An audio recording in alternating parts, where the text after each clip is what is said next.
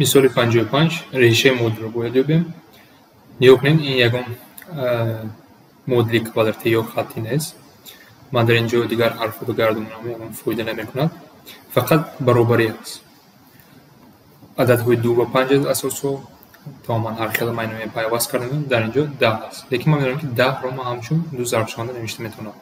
2 و 5 و در اینجا بعد قانونی قاعده‌ای درجه رو اسم می‌بریم. ببین از نام نویسم طرف چپ رو 5x - 1 ضرب است به 5 درجه 2x - 1 و ما هم گفتم 10 رو 2 ضرب 5 نوشته میتونم x جمع 1 و از اینجا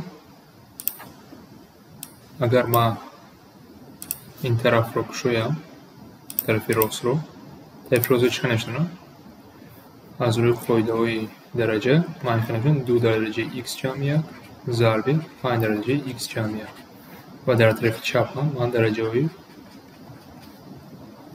2 و 5 رو دارم. از اینجا نگاه کنیم. اگر این نمودی مثال داشته باشیم باید ما هر طرف از درجه 2 و درجه 5 باید برابر باشه چون در اینجا برابری است. خلاصه چی می‌بره 5x - 7 باید برابری x جمع 1 باشه از جهت درجه 2. از جهت درجه 5 هم باید همین درست باشه 2x - 1 برابر است با x جمع 1.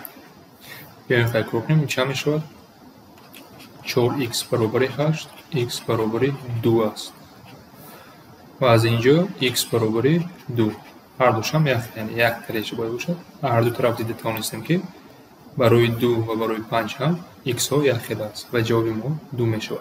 سنجش گذرانده میتونیم 2 رو مانند بعد برابری درست بودنش رو گفته میتوانیم.